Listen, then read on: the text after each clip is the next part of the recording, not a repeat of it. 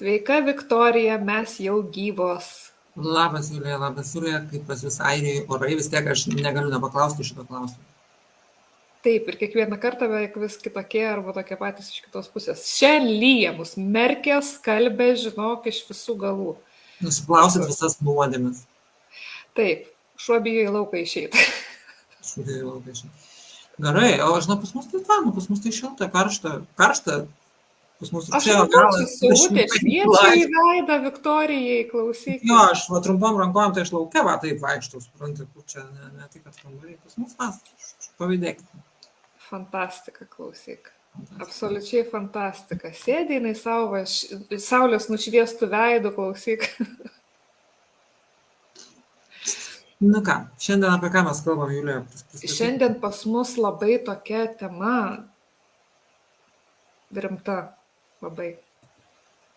Mylėkit mane, ragana. Su pagarba visom raganom. Su pagarba visom raganom.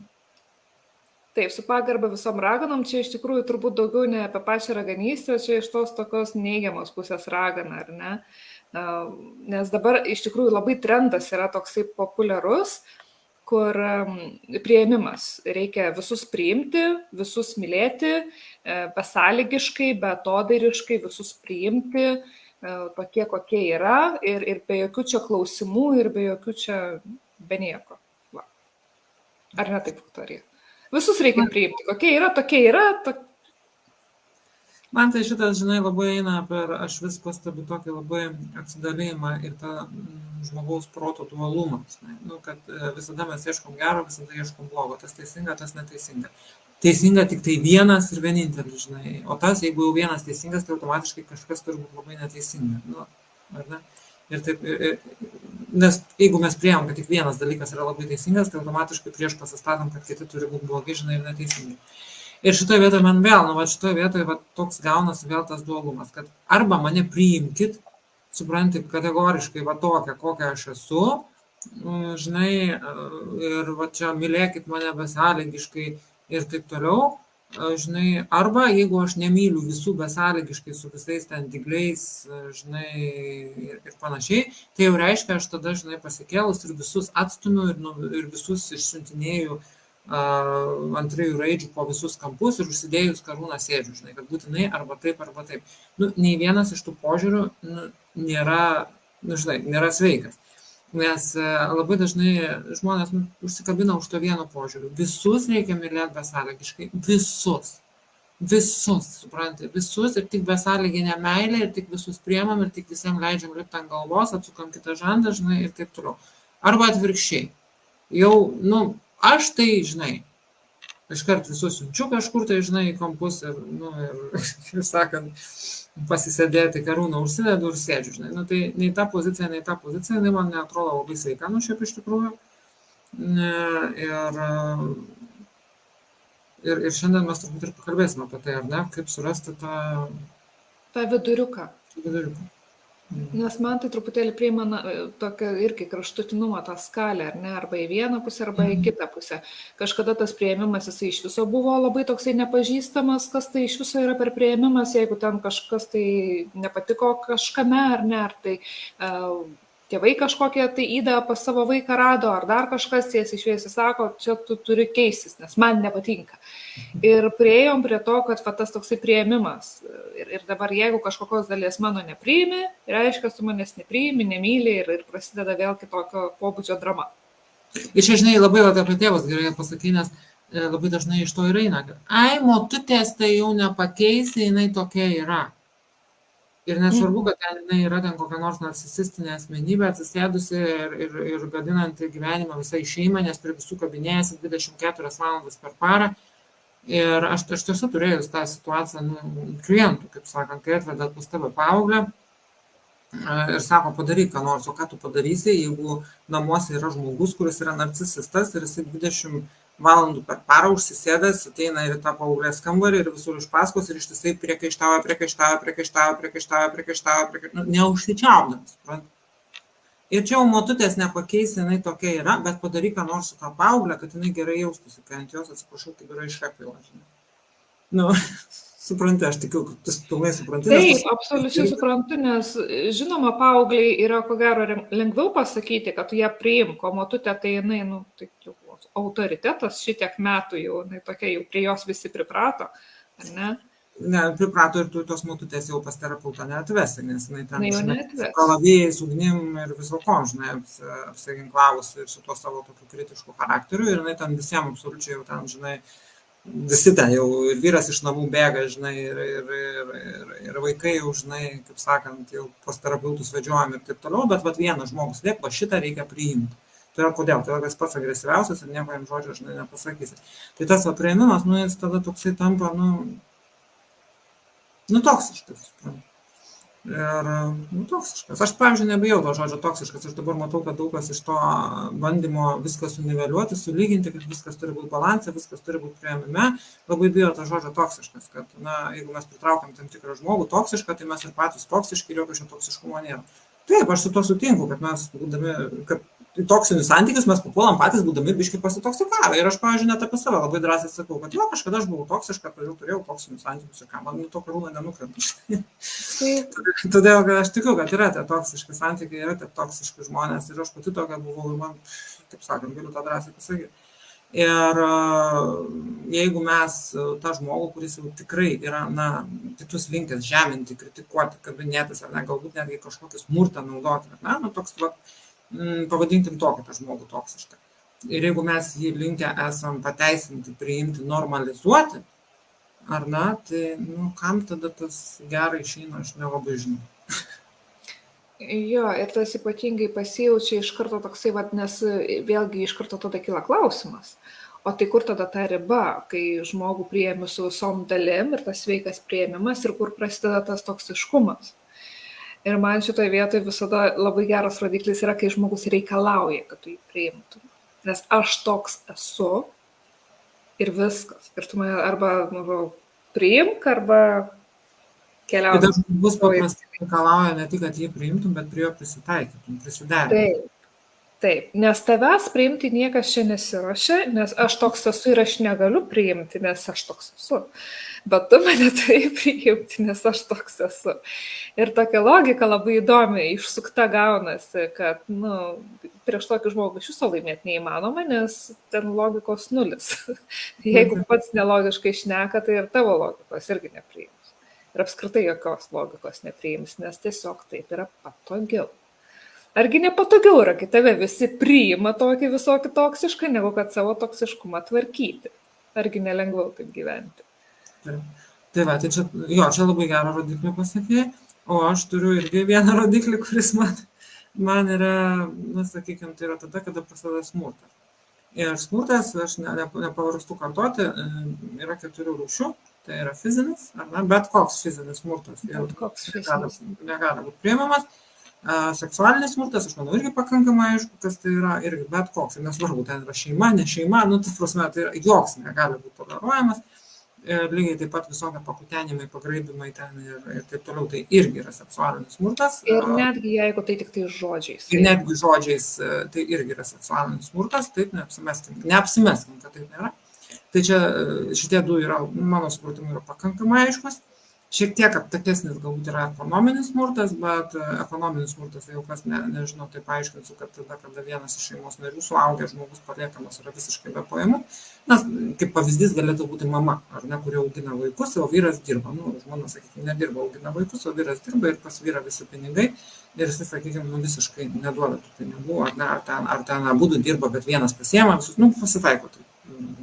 Ko tik nepasitaiko. Arba jeigu yra kažkokie tai labai stiprus apribojimai, kur tos pinigus gali. Arba labai stiprus apribojimai, kur tu uždirbi savo pinigus ir negali jų leisti taip, kaip tu nori, kitas stipriai kontroliuoja, tai yra vadinama ekonominis smurtas, kuris irgi šiaip jau jisai ganėtinai aiškus yra.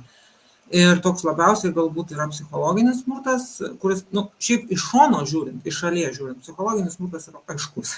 Dažniausiai jisai neaiškus tam pačiam, kuris yra sėdi tame smurto rate, todėl kad paprastai ganėtinai daug manipulacijų būna apie tai, kad čia su tavim kažkas neveikia. Ar ne, tai aš to psichologinio smurto priskaičiau tokius dalykus kaip žeminimus, įžeidinėjimus, manipuliavimus, terorizavimus, gąsdinimus, grasinimus ir panašius dalykus. Tai va, Na, tai kad jau neišeitume iš bet ko, kad mes čia visai neturim nieko toleruoti, kas tik mums bent kažkiek, žinai, nepatiko ir mums ką nors užkabina, ne. Aš asmeniškai leidžiu tuos visus dalykus per būtent šitų 4, ar tai neįeina į kažkurį iš šitų 4 smurto tipų. Jeigu tai įeina, bet kažkuris jau aiškus smurtas, nu, tai yra, tada tai yra toksiški santykiai, ne. Bet tokių dalykų jau toleruoti nereikia. Mes nekalbam apie tai, kad aš noriu mėlynos sienos, o vyras nori raudonos sienos ir tada mūsų čia, žinai, nu, čia yra ne apie tai, ar ne? Taip, ir mes nekalbam apie tai, kad visiškai pora turi nesipykti, nes iš tiesų tas, kas nesipyksta, tai tas reiškia nebendrauja paprasčiausiai. Greičiausiai taip, nes nu, tai yra visų siekis ir tikslas turbūt yra kuo labiau užaugti tiek kartu būnant poroj, kad tų pykčių kiltų vis mažiau, ar ne, bet skirtingi požiūriai, skirtingi suvokimai, galų gale kartais nuovargis prasimušantis, ar ne, kažkoks susierzinimas, ir taip toliau, tai yra žmogiški, bendražmogiški dalykai, su kuriais gyvename ir sugyvenama, bet mes kalbam apie tai, kad pirmiausia, kaip Julija sakė, tu mane priimk ir tu keiskis, kad man būtum patogus. Tai, bet iš tikrųjų aš tai priskaičiau prie psichologinio smurto. Tai vis tiek grįžtam greičiausiai prie to, kad yra tie 4 smurto rūšis, kurios neturėtų būti toleruojamos ir tada mylėk mane tokį, nes aš toks esu, kartą per mėnesį ką nors sumušu arba aš linkęs keltis savo savivertę kažką tai žemindamas, aš esu girdėjus iš artimo žmogaus tokį pasakymą, kad nu jo, aš žeminu, bet tai todėl, kad pas mane labai daug kompleksų ir aš taip, nu, čia geriau pasijūriu. Ir aš kitaip negaliu, nes aš toks esu. Tu blemba, tu jau tiek pažengiai, kad tu suvoki, kad tu žemini kitus dėl savo paties kompleksų, tai dirb toliau. Keep working. Bet jeigu tada sakoma, ne, aš nieko nekeisiu, nes aš suprantu, kad aš tą darau, bet aš jau toks esu, aš toks gimiau, tai tada ir gaunasi, mylėk mane ragina, bet tą neigiamą prasme. Grinai tą neigiamą prasme, nesutapo pagarba raganom. Taip, ir iš tiesų kartais netgi nenurašo kaip charakterio, jau kartais būna irgi ir poroj, pas mane irgi atvejais mano aplinkoje tarp mano klientų yra, kad moteris santykiuose ir irgi jinai puikiai supranta, kodėl pas vyrą ten pykčio priepuoliai, jinai puikiai supranta, kodėl pas jį tas vadinamas short fuse, kur labai labai mažai trūksta ir iš karto jis užsitrigerina ir sproginėja po visus namus. Jinai labai puikiai supranta, kokią žalą tai daro tiek jai, tiek jos vaikams, tiek jų abiejų vaikams. Ir kad tai yra psichologiniai blokai ir traumos iš vaikystės, bet taip pat jinai pateisina šitoje vietoje tokį dalyką, kad jisai nesupranta. Jisai nesupranta ir jisai nepripažįsta ir jisai nieko nedaro ir nedarys, nu ir jisai toks jau yra. Ir viskas, ir pokalbis baigtas. Ir vėl tas toks prasideda toksiškas priėmimas ir užstrigimas netgi šitoje vietoje, nes vienas žmogus labai aiškiai mato situaciją, bet renkasi nieko nedaryti, nes nemato, ką galima padaryti, nes išeiti iš santykių nenori. O kitas žmogus visiškai aklas situacijai ir tiesiog nurašo tai savo charakteriui, nors tai neįvelnėme charakteris. Tai tiesiog yra charakteris ir mes gaunasi, kad ta moteris taip elgdamas, jinai legitimizuoja tą vyrą, normalizuoja. Ir jam atrodo, kad tai, okei, mano... Kad taip normalu, kad taip galima elgtis. Ir taip galima elgtis ir žmona turi priimti ir jinai priima. Ir jinai priima, kas baisiausia, jinai ir priima. Tai kam kažką daryti tada, jeigu priima, kam čia eiti, žinai, ieškoti pagalbos, kam čia su savim dirbti, galiu toliau terorizuoti žmoną ir vaikus, žinai. Tai šitas priėmimas jau jisai gaunasi toksiškas priėmimas, aš tikrųjų. Taip, absoliučiai toksiškas priėmimas, kuris, tarp kitko, paskui perduodamas iš kartos į kartą. Perduodamas iš kartos į kartą, jis traumuoja vaikus. Nu, tu gerai, tu esi suaugęs žmogus, kuris pasirinko gyventi su tokiu vyru, ar ne, sakykime, žmona. Jinai pasirinko gyventi su tokiu vyru, ir pasirinko nieko nekeisti, bet jinai yra suaugęs žmogus, bet štai, kad vaikai tenais yra, kaip sakant, paliekami. Tai jau čia turėtų būti baudžiakas, mano supratimu, už tokius dalykus. Taip, ir iš tiesų jau šiandien matosi skirtumas ir matosi rezultatas ant vaikų, nors abudu dar labai mažiukai, abudu dar yra iki 1 klasės, bet berniukas jau yra ganėtinai agresyvus, o mergaitė labai visko bijo ir tiesiog negali atsitraukti nuo mamos, netgi negalėjo pradėti eiti į darželį. Toks yra rezultatas šiandien. Kol kas. Tai įsivaizduojam, kaip tenais bus, žinai, kai suaugs tie vaikai, kiek tenais bus visokių traumų, baisu ir pagalvoti, bet, okei. Taip, Tai va, bet šitoje vietoje, kad nepabaigti taip visiškai baisiai ir liūdnai, jau kažkokie žingsniai yra daromi ir yra vilties, kad tai išeis tiesiog, po truputėlį. Po truputėlį, bet jo, vienas dalykas yra, va čia ir yra, Julija, galbūt labai užkabinai gerai tai, ką aš irgi pradžioj pradėjau sakyti, kad vienas dalykas, kai mes patys sakom, aš toks esu ir mane priimti, o kitas dalykas, kai aplinka tą žmogų legitimizuoja, normalizuoja. Bet kaip aš sakiau, tas pavyzdys, ta mamutė ten, žinai, toksiška, bet priimkim, kaip sakant, jeigu ten visus aplink, žinai, žaloja tos vaikus. Žinai, vyras toks kažkoks, dar ten, ir visa aplinka sako, jis toks jau yra, tu nekreip dėmesio. Tas žmogus realiai naudoja smurtą. Kažkas fizinį, kažkas ten, žinai, psichologinį būna ir kad seksualinį smurtą naudoja, ypatingai būna ir prieš vaikus tas. Ten irgi yra užmerkiamos akys. Ir tokių situacijų kada yra užmerkiamos akys, irgi, tai jis toks yra, tai ką čia padarys? Va šitoje vietoje dabar irgi, Viktorija, tikrai esu tikra, kad ne vienoje šeimoje yra taip atsitikę, kad eik apsirenka nors, nes ateis tas dėdė ir tu geriau eik kokį megztinį palaidą užsidėk ir kokias plačias kelnes yra, kad aukštų kaklu būtų. Aš tai nesu šito girdėjus, bet skamba tai klaikiai. Bet taip yra. Nes ateis tas dėdė ir paskui tos mergaitės, dažniausiai vis dėlto su mergaitėm tai atsitinka, jos pačios išmoksta, kad jeigu ateis tas ir tas žmogus, aš bėgu apsirengti arba iš viso užsidarau savo kambarį. Nežinau, tai aš net neturiu ką pakomentuoti, tu prasme, kaip galima. Ir baisiausia yra tai, kad tai tiesiog, jis toks yra, čia tas dėdė, gal jeigu būtų koksai draugas šeimos, bet ir tuos toleruoja būna. Bet čia šeimos narys, bet ne visai šeimos, bet truputį, giminės, sakykime. Ir balius. Ir siunčia tą mergaitę, kad kaip tu čia apsirengus, tu geriau ten kažkaip labiau apsidenk, nes ateis svečiai, ateis ten vyrai, bus vyrų. Ir tai atrodo taip normalu tai šeimai, kad net nesusimasto, kad kiek tai yra nenormalu. Ja, čia tas ir yra, kada mes iš šono normalizuojam šitą, toleruojam, tai tada gaunasi ta toksinė tolerancija. Ir, tai aš nežinau, man atrodo, kad čia jau viską išgirdau, aš šiandien daugiau net nežinau, ar noriu aš ką nors išgirsti, nes iš tikrųjų tai taip, tai mes su Julija, kadangi su žmonėm dirbom, tai dažniausiai didžiausia neviltis turbūt papuola yra tada, kada atvedami į psichoterapiją yra vaikai arba paaugliai, ar kažkas tai panašaus, ir jie atvedami iš tokios aplinkos, kur akivaizdžiai reikia netoleruoti aplinkos, o tik tada vesti tą vaiką į terapiją. Nes vietoj to, kad, kaip sakant, būtų atsiskiriama, aš net nesakau išsiskiriama, gerai, nenoriu ten tokių drastiškų priemonių, bet tuo momentu atsiskiriama nuo smurtautojo, kažkurio vieno iš tų keturių, ne tik fizinio, bet ir psichologinio. Vietoj to, kad būtų aiškiai parodoma, kad tavo elgesys, atsiprašau, bet aš jo netoleruosiu, kad tu turi kažką daryti, kažką dirbti. Vietoj to, kad būtų sprendžiama šita vieta, tai įmama pati silpniausia grandis ir tvarkyk kažkokiu būdu tą silpniausią grandį, kuri nukentėjo.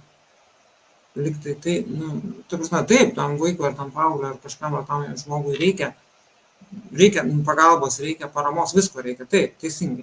Bet, tu tvarky kiek nori, jeigu jisai vėl grąžinamas į tą pačią aplinką. Taip, iš tiesų, tas yra liūdniausia, kai atveda tą vaiką ar tą paauglį ir sako, sutvarkyk tai. Aš sugadinau maždaug, ar ten mano aplinka sugadino, bet tu sutvarkyk. Ir paskui vėl įmeta į tą pačią aplinką. Aš iš tiesų net ir suaugusiems visada sakau, žiūrėk, kas pas tave aplinkoje. Jeigu pas tave aplinkoje yra taip ir taip ir taip, mes čia galim terapintis iki nukritimo. Ir regresiniai meditacijai parom būt, bet nepadės arba padarys tiesiog tik tai tiek, kad tu suvoksi, kas su tavim vyksta ir nuo to bus tik dar skaudžiau. Nes nebeliks normalizavimo, tau jau vien nuo to bus skaudžiau, kad tu suvoksi, kiek tai yra baisu, kas su tavim vyksta. Todėl būtinai reikia pasitraukti iš tos aplinkos. Ir žinoma, atitinkamai patraukti vaiką, jeigu jis kenčia toje aplinkoje. Ir pirmiausia, tą reiktų daryti dėl vaikų. Taip, nu ką, tai, o mes ką galim padaryti iš savo pusės? Mes galim pakviesti į kursą, kuriame aiškinam, kaip tokius dalykus atpažinti, kaip su tokiais dalykais dirbti, kaip padėti savo ir netgi kaip padėti kitiems. Ne? Taip, nes žinios yra didžiulis ir labai galingas įrankis. Jau vien dėl to, kad atpažinti, kad koks tas toksinis priėmimas, kurioje vietoje baigėsi tas tikrasis sveikas priėmimas ir prasideda toksinis. Ir ne tik tai, bet daug dalykų atpažinti, ką mes kiekvieną dieną nežinodami tam tikrų dalykų galim normalizuoti, bet kai jau turim tas žinias, mes jau galim su to dirbti ir nustoti normalizuoti ir tvarkyti savo aplinką. Mes šiandien kalbėjom labai įdomiai su Asta Ivaškevičiūte, darėm tai po gyvavimą.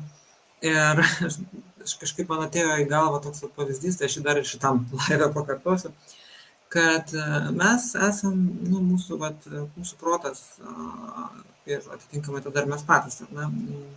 Mes kaip save suvokiam, mes esam kaip rūmai, kaip didžiuliai rūmai.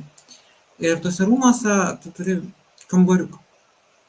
Aš dabar sėdžiu kambarį, toks kambariukas. Ta kambariuką prasišlavau, ten kampelį prasišlavau, prasitvarkiau, liktai ir gyvenu. Kažkas ir neprasišlavęs ten gyvena, ne, su visais toksiniais ir savo pačių... Tais tarakonais ir vorais, ar ne? Jo, tarakonais ir vorais, savo pačių ir gyvena ten tarp tų voratų. Tada, žinai, galima nueiti į kokią sesiją, pas Juliją, pas Viktoriją, pas dar ką nors, žinai, ir truputėlį ten prasišluoti tos vorus, tarakonus ir kambariuką prasišlavau, ne? Tai yra labai gerai.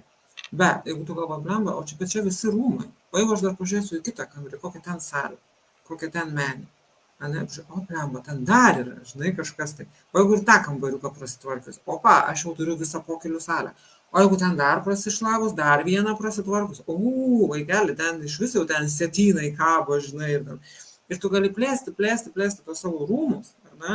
O ten dar žiūrėk arklidės, parkai, fontanai, ir ten kažkas tai vau. Tai aš manau, kad būtent per šitą kursą, kuris yra nuo iki sudėliotas, nuo iki be galo išsamus, nuo pat pažinimo savęs iki ėjimo per visus blokus, per visus jausmus, per visas situacijas ir taip toliau, mes taip ir pereinam per visus tos savo proto rūmus ir visus juos atlaisvinam, išlaisvinam ir galim gyventi. Tiesiog ten viskas veriasi va taip. Ar gražiai papasakojau? Be galo, aš tiesiog net pamačiau ir tos rūmus, ir fontanus, ir blemba, kaip fainai. Bet iš tikrųjų mes kiekvienas galim tą susitvarkyti ir tą turėti, ir iš to tamsaus kampučio išlysti, ir po visas tas menės vaikščioti, ir gyventi tose rūmuose. Ne tik, kas yra įdomiausia, kad kol mes nelendam, mes nesuprantam, kad ten tiek daug visko yra. Taip. Mes gyvenam tame kamputyje, kambarėlyje ir mums atrodo, kad pasaulis yra toks. Ir mano protas yra toks, ir mano psichika yra tokia. Bet kai tu pradedi ten aplink tvarkytis, tu žiūrėjau, Jėzau, ir dar, ir įsiplėti iki, realiai tiek, kad niekada nebūtum pagalvojęs, kad tiek yra, nes kol nepradedi plėstis, tai... Taip, ir kas fainiausia, kad tie rūmai, tas viskas plėsti, ne tik, kad švaru darosi, bet pradeda lysti tokie stebuklingi dalykai, apie kuriuos net nenutokiai, kad turi, talentai visokie pradeda lysti.